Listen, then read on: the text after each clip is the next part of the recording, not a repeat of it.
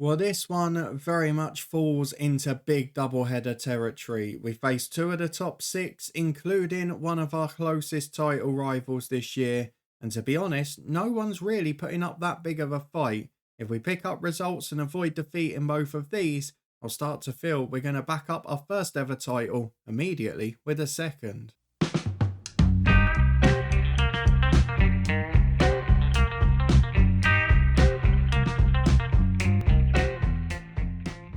Yes, hello and welcome along to part 107 of Saving Southend with me, Daniel.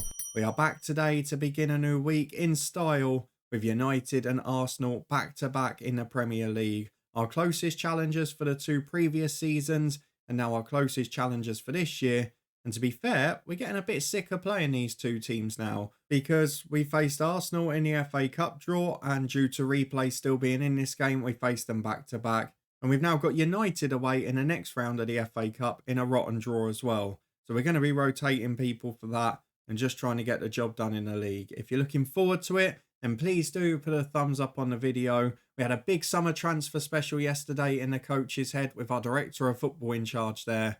But what did we have at the end of our transfer window in this one? Well, the simple answer is not a lot. Nobody came in apart from the youngster of Vucic, who's made one or two little appearances off the bench.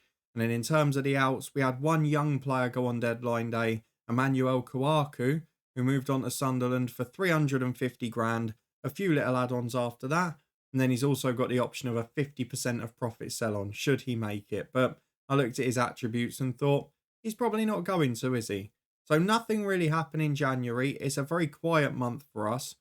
But there are a few changes on the staffing front where we're trying to improve the team. And perhaps that is where we're going to get most of our success this year. If we go and have a look at the schedule though, it's been a little bit busier over there because since you were with me, we have had 6 matches, 2 of them in the Champions League, dead rubbers essentially, 2 of them against Arsenal in the FA Cup, and a couple of very winnable Premier League games where mercifully, Ashley Carr has scored a couple of goals. Let's start with the Champions League though, where we secured a top 8 place thanks to a 1-0 win at home to Rangers. Really awful performance to be honest. Spike Brits, the backup keeper, was by far the player of the match. Made tons of saves, I think 6 or 7 in the end. Saved a penalty too.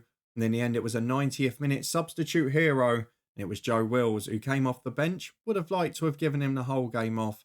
But he came on and got the goal, which was important. Against Manchester City, we lost to 2 late goals. It was unfortunate, but there were a lot of players there that didn't have much match fitness or much conditioning. So their sharpness just towards the end, they ran out of steam. One of those things. But you saw we got Fazoli on, we got Kiger on, another youngster. We're trying to give those academy players appearances where we can.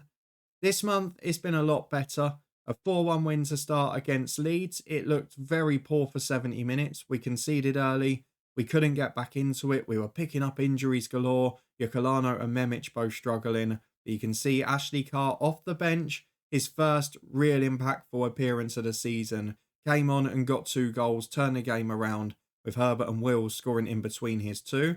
Away at Arsenal in the FA Cup 4th round, we rotated fully, as you can see. Lewis Herbert scored at both ends. Would have been 1-1 if it wasn't for him. He was the one first teamer in the 11, apart from Teddy Ivanov at the moment because of the Kranjic injury. He scored the other one. Herbert scored a set piece.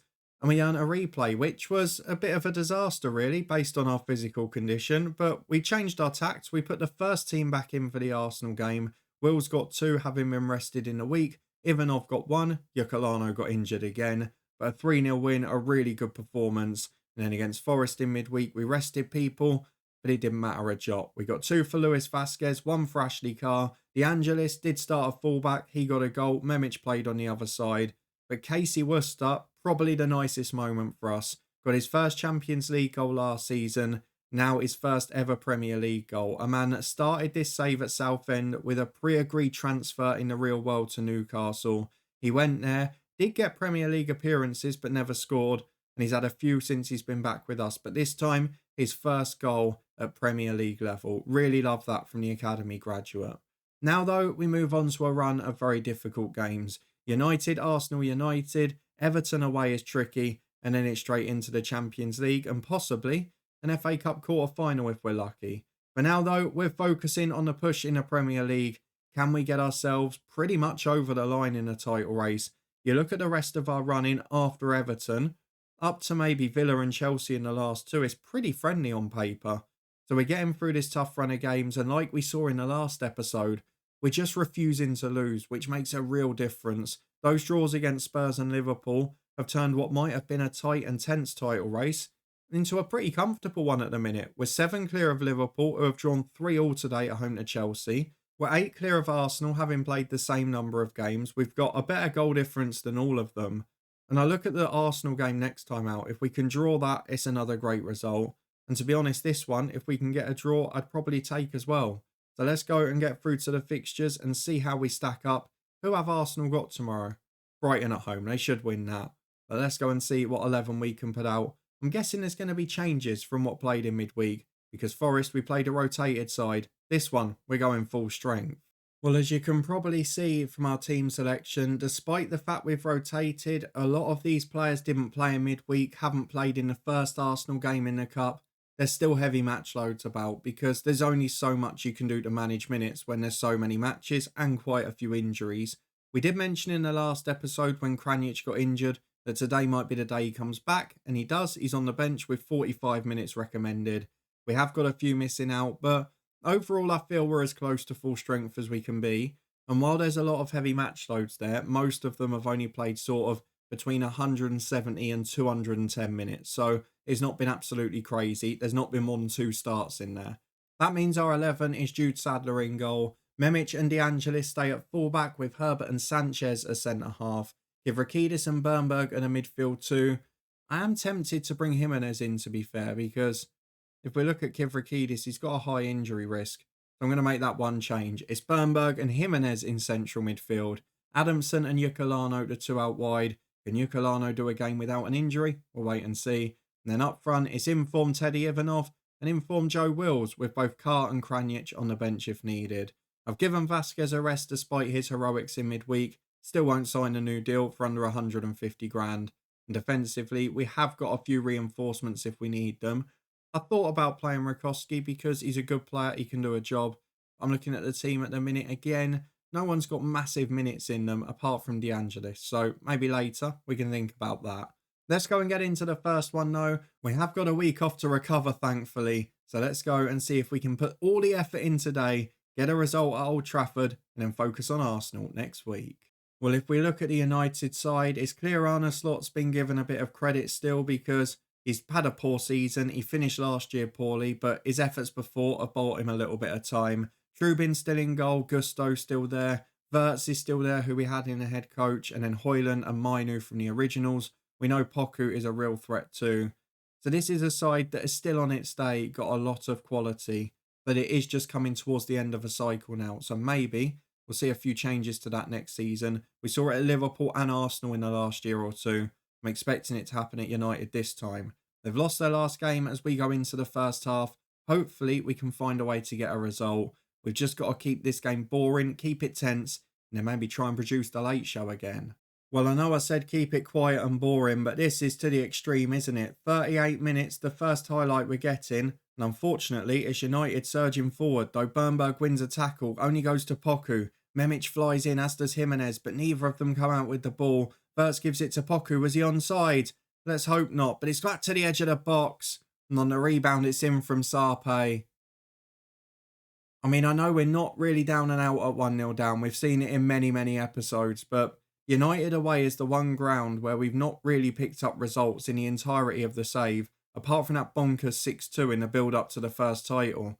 Maybe it's going to turn into one of those after a slow start. Might need to, the way we're defending. As Wirtz gets on the right-hand side, cuts to the edge to Nico, blocked to Birchall, who puts it just wide. It's been a very poor 5 minutes. We need to get to the break.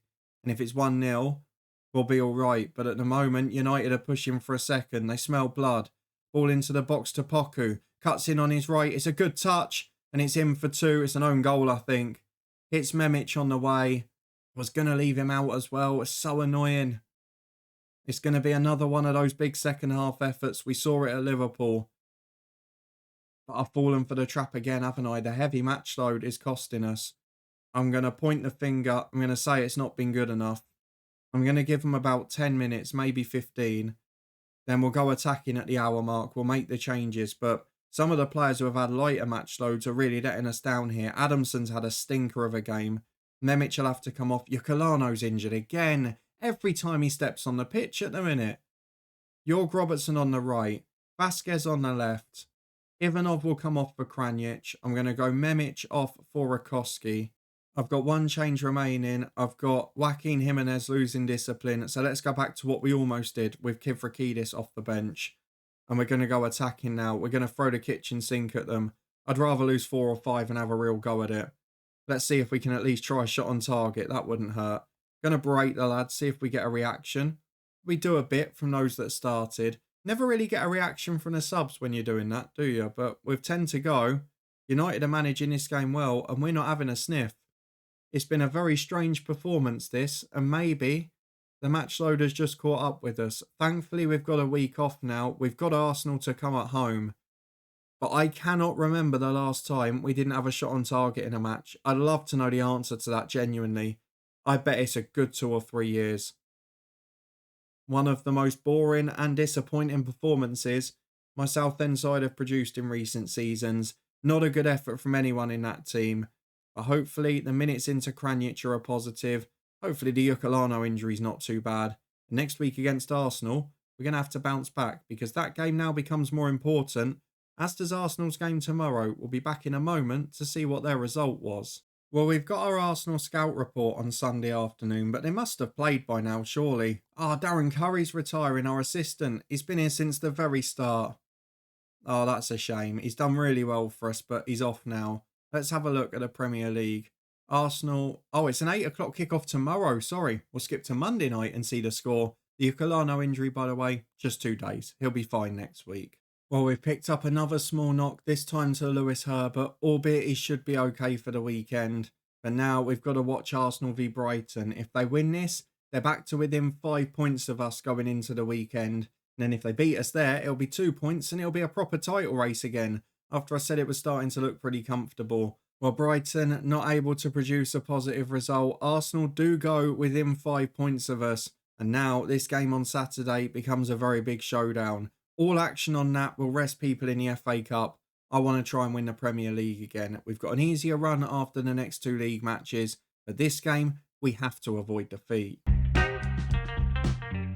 Well, as we return for fitness test time today, we've got big decisions to make. Because while Yokolano and Herbert look okay to start, we've got to make a decision on Dion Kranic. Do we gamble him at home in what is now probably the biggest game of the season if we want to retain the Premier League?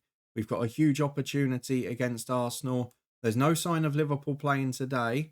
They played already? They did. They won last night. So the pressure is on at the minute. We could have just 2 and 4 points between us and second and third after this match. And after a comfortable lead, that would be very worrying. Saka is back from injury for Arsenal. And in fact, they've still got 5 originals in there today because Martinelli's back in. Waneri's up front, which is a bit odd. And then Declan Rice and Saliba in there too. They've got some great young players. Not sure if Robertson, the striker's injured because he's one of the best in the world. But we're going to go through to our team selection because there are still a few heavy match loads. There are a few players we've got to be careful with. Adamson was absolutely awful last time, so Vasquez will come in for him. That one I'm certain of. I'm going to bring Kranic in for Ivanov. No one is Kranic. We've got to accept that. In defence, do I take out Sanchez for O'Day or for Rakoski because they're more familiar? I think I might even take 2 out. I'm going to go O'Day with Herbert. And I'm going to go Rakoski at right back. And in midfield, the heavy match load of Jimenez replaced by the light one of Kivrakidis. On the bench, we've still got the 2 strikers, 2 wingers, Torres as a midfielder. Defensively, I feel like we need to bring somebody else in. So I'm going to put Veranda on the bench instead of Jimenez just to give us versatility for both fullbacks. Particularly De Angelis on that left-hand side. But now, only 2 with a heavy match load in there. We've not got a huge amount of players in great form, which is the worry. But I'm going to get through to it. We've got through that spell of heavy match load. I know we've got another one coming in March. But for now, we've got to focus on victory. So it's Kranic in for Ivanov. Vasquez in on the left for Adamson. Kivrakidis replaces Jimenez. And Rakoski and O'Day replace the right half of our defence. With Sanchez and Memic dropping to the bench. 5 changes from United. A big opportunity. But we've got a great size of squad now. Lots of quality to come in. and lighter match loads, which hopefully will make all the difference because this is now a pressure match. Well, it's 4 changes for Arsenal and Robertson and Saliba drops out actually. So the assistant got the team selection wrong a bit. Just the 4 originals rather than 5 with Saliba on the bench. But let's get through as Unai Emery continues a fairly successful second stint at Arsenal. We're going to pump the fist. We're going to say prove a point. We need a reaction today, lads. We can't have one of these awful slow starts.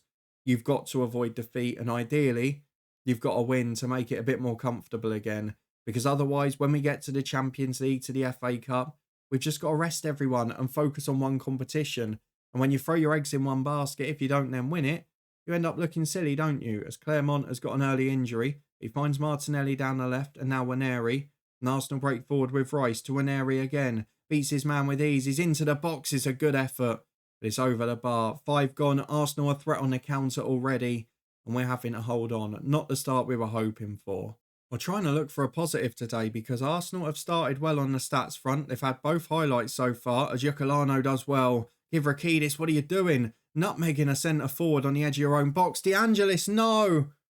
Where are these mistakes coming from? Rakowski then loses it on the edge of the box. It's a comedy of errors.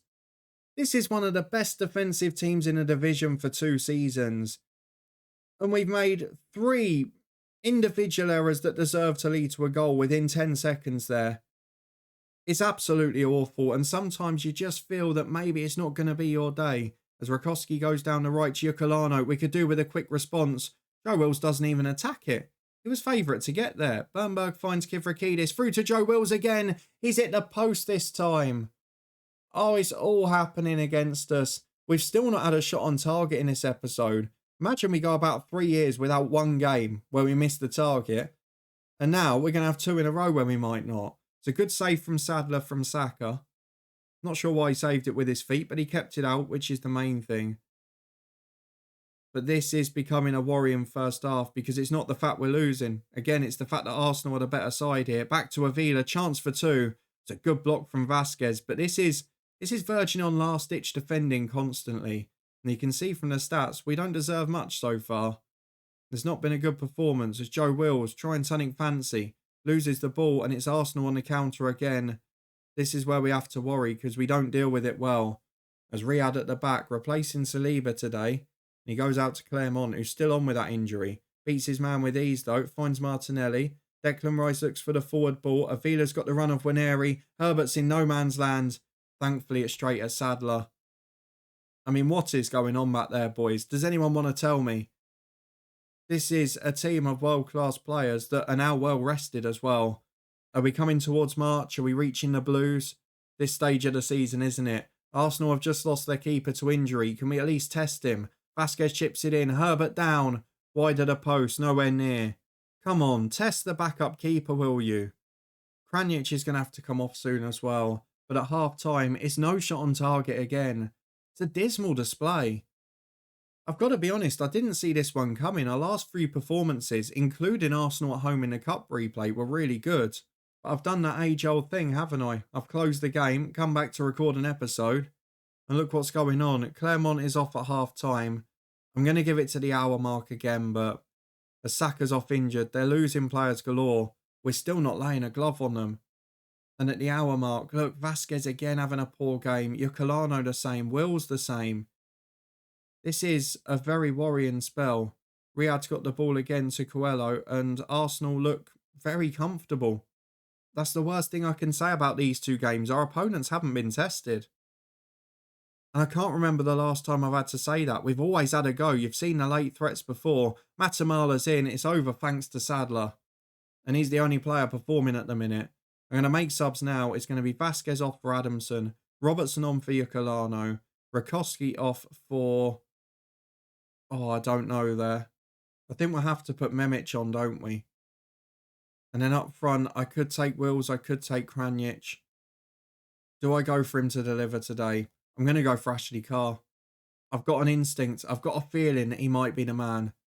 And it's not often I've had that this year. So I'm going to give Ashley Carr a go. I think we're going to go attack him because, again, we've offered nothing in this football match. And we've got to find a way into it. It's still only 1-0. And a point wouldn't be a bad result. We've mentioned it. 15 to go, though. I've got to take one of the midfielders off. Torres can replace Kivrakidis because he's anxious. Bernberg is the star. We've got to keep him on. It's all starting to unravel a bit though, and if we don't get a point out of this game, what do I then do with the other competitions? Do I have to go for the FA Cup all of a sudden? As Wills finds Bernberg. Oh, I thought it was in. Hit the roof of the net. Oh, that's cruel. At least we've had a shot on target, I guess, now, but Bernberg should have made it 2 there. And again, what's going on? Give me a chance. There's 7 added on. Give us one chance, please. A dodgy set piece, something. Because we don't look like scoring. And for the first time, we've gone a whole episode without scoring this season. That is a hammer blow. I think maybe I was a little bit too comfortable, too complacent at the start of this episode. That has come out of absolutely nowhere. When is the last time we didn't have a goal threat? I think I should maybe end my inklings about Ashley Carr being the game saviour as well, but that's a worry. And now look at the table. City have got 2 in hand as well. They could go on to 62. This is a proper title race again. The first defence is not going as well as we first thought. We're still top. We'd have taken it at the start. But now we've got to rest people in the FA Cup and the Champions League. We've got to focus on this. Or do we give this up and focus on the other 2? I don't know. 2 really pretty pitiful performances. Let's go and look at the schedule of when we're going to be back.